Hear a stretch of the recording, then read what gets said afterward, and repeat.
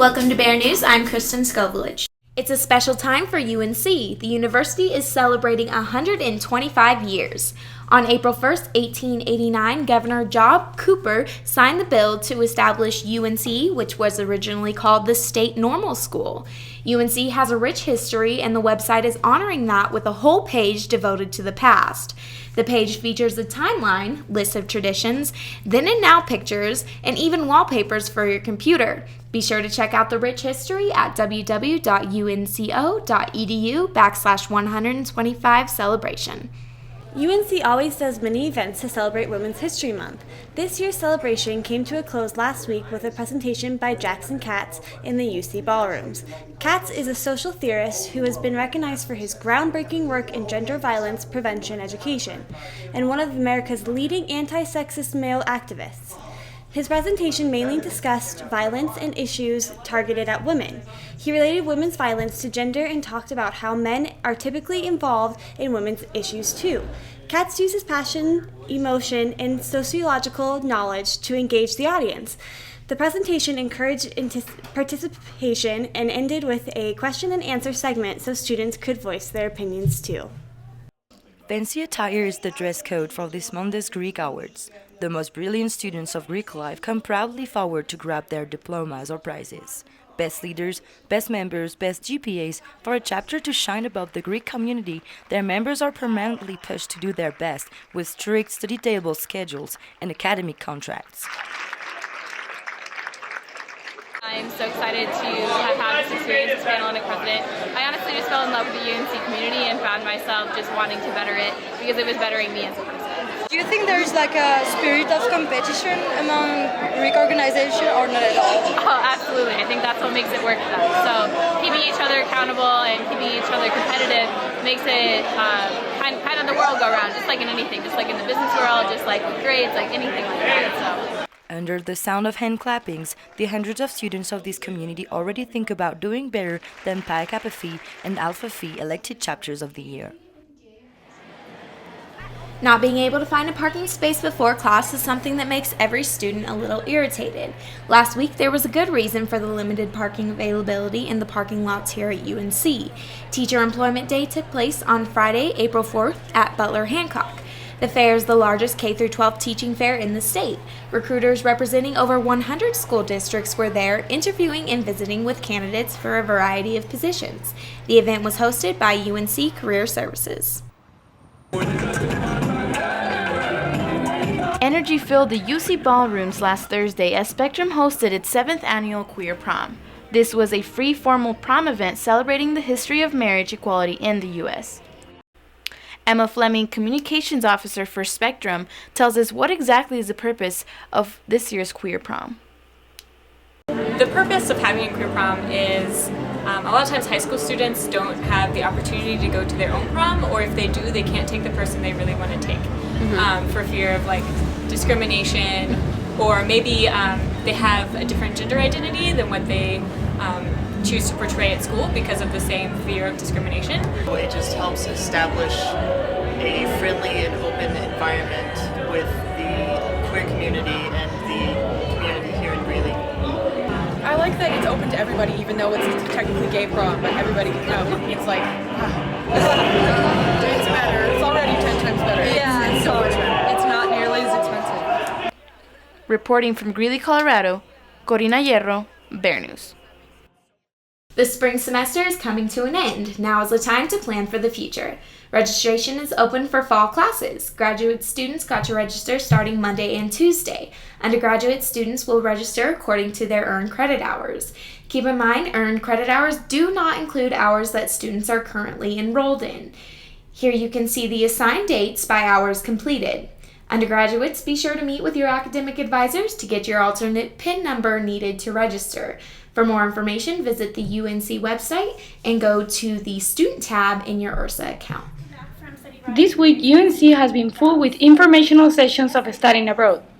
The university offers hundreds of different programs in more than 60 countries all over the world. The University Center hosted students that wanted to start with their new experience. Alright, my name is Sean Thompson, and I'm going to Mulhouse, France. My name is Monique Lucero, and I'm going to Trieste, Italy. I wanted to study abroad because I wanted to better my language and learn more French in more of a native context. I think studying abroad will be a good experience for me because I've never had the chance to travel outside the country. I think that it'll be a good way for me to gain cross-culture experiences and also see new things that are not in the U.S. UNC does a lot. I didn't expect this much help that I was getting. I definitely got an advisor. I have people to talk to. Everybody always answers my questions. With no doubt, a great opportunity for those students that want to discover different cultures. It's the first Monday in the month, and that means Blue and Gold Luncheon at Old Chicago's, a meeting where food and refreshments are provided and coaches and players can meet with alumni and fans. We stopped by and talked with director of Blue and Gold Club to understand the purpose of this organization. So the Blue and Gold Club serves two major functions. One is to raise funds for scholarships for our student athletes here at UNC. And then second is to be an advocates for the athletic department and for what's going on with our student athletes. It was quite a room full of talented players and coaches. You had head football coach Ernest Collins Jr., Tim Barrera, head soccer coach, and men's basketball head coach BJ Hill, and many others. But the focus is always on current sports. Season sport coaches talk about what's going on with their seasons. We try to encourage them to bring a student athlete so that they can introduce themselves and our donors and can learn a little bit more about our student athletes and their majors and their interests and what they want to do after they leave UNC as well. However, Blue and Gold have more than just these monthly luncheons. They also have fundraisers throughout the year. And we also do a few other events throughout the year as part of our Blue and Gold Club. And that is, one's coming up is the Women's Walk. It's a fundraiser for women's athletic scholarships. And then we usually do a golf tournament in the summer. We do a larger fundraiser in the fall called our Reverse Raffle and Auction, and then our Hall of Fame banquet is part of the Blue and Gold Club as well. Reporting from Blue and Gold Luncheon at Old Chicago's, I'm Nathan Fusco, Bear News. The UNC baseball team couldn't pull out the final game of a 3-game series to cap off a 3-game sweep by New Mexico State. The Bears got off to a slow start, falling behind 4-0 early on. Then the bats got going. Jake Ekman pulls this one past the diving third baseman to score 2. Andrew Kaufman followed that with a single of his own to cap off an 8-run fourth inning for the Bears. A 4-run ninth put New Mexico State up 3 as they complete the weekend sweep of the Bears. Also at home last weekend, the UNC softball team looked to get a win after losing the first 2 games against Sacramento State. Up 4-1 going into the bottom of the 6th, the Bears managed to further gain that lead by scoring 4 runs to be up 8-1. Senior pitcher Megan Wilkinson allowed only 5 hits in 7 innings pitched. Nicole Hudson led the Bears by going 3 for 4 at the plate with 2 RBIs and 1 run. With this 8-1 win, the Bears are now 13-27 overall and 4-2 Big Sky. There's a new club sports team on campus, the UNC Club Dance Team. This team strives to bring a professional style of dance to college while having fun at the same time. This new club on campus isn't what someone would expect. 2 UNC students, Samantha Popham and Emmeline Woods, took it upon themselves to try to bring an NBA style of dancing to college sports. We really like to focus on performance like NBA, performing hip-hop, kind of more hair flip, showy style. So there was nothing really around campus that was really our style. So we decided that we were going to start something that we would really enjoy during our college years and be able to put our style out into the school. So The team quickly had tryouts and finished with a total of 17 girls on the roster, with 6 to 8 performing per week depending on the dance. Jamie Haugen attended the second tryout and had her first performance at the lacrosse game on April 5th and felt like the dance went well. We weren't expecting such a big crowd, and the fact that we had a big crowd, it really pumped us up, and we went even that much harder. But yeah, I felt like it was really good overall. Dancer Alexandria Vasquez also performed at the game on the 5th. This one, however, was her second of the short season and is happy the team is working out well. And I really like that everyone seems to be concerned about making sure not just like we're a performance group, but we're actual team and we're bonded.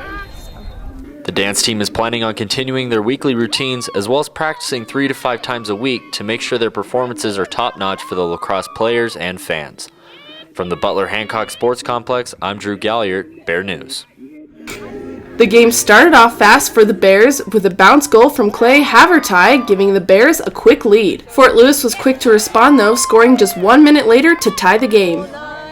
Nick Garley put the Bears up 2-1 on this nice shot 3 minutes later, but the Bears wound up being down 4-3 after the first quarter of play. The second quarter started just the way the Bears wanted, with a goal from Greg Hassel to tie the game at 4. But the Skyhawks got hot, scoring 2 goals within 3 minutes of each other. The quarter finally started to turn in favor of the Bears after a penalty on the Skyhawks, which gave the Bears a man-up opportunity. Clay Haverty notched his second of the game on the man advantage, and Christopher Nolan tied the game at 6.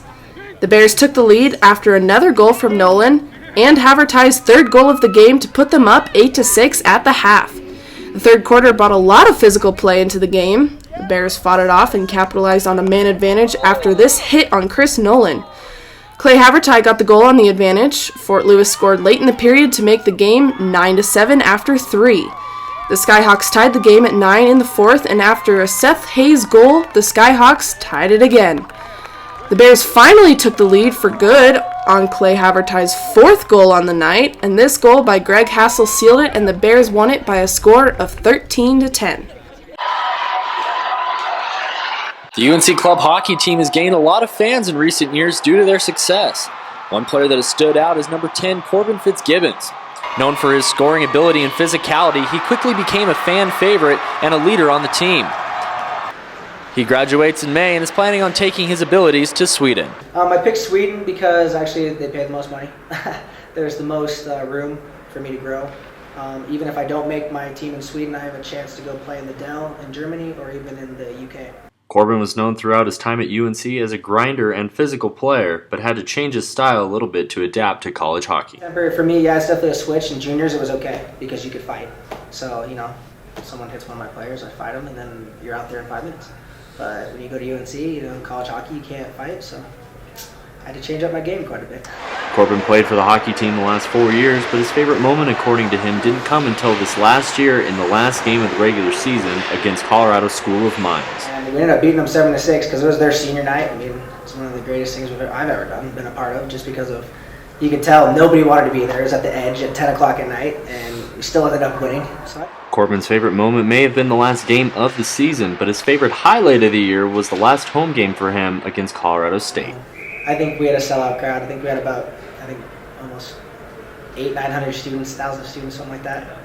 And it was packed. And just to get going in that game, and then I scored the first goal. Just adrenaline was rushing. It was probably my best game of the year, but definitely my highlight. It is every kid's dream to play professionally, and Corbin is no exception.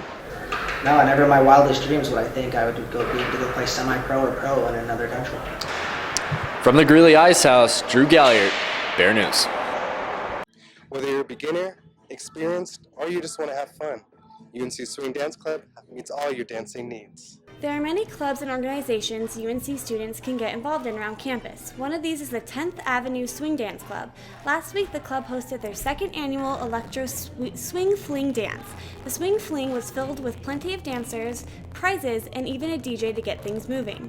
The club awarded prizes to participants who won the How Glow Can You Go contest to whoever was wearing the most neon and glow attire, along with the swing dance competition winners.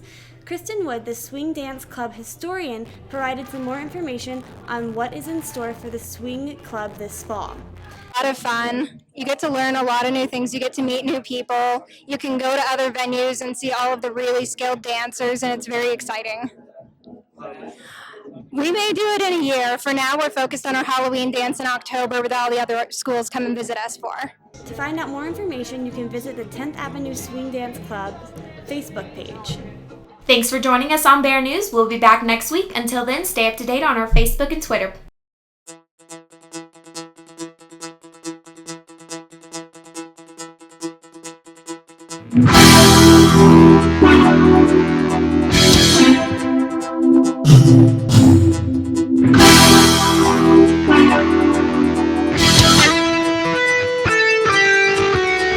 Bye.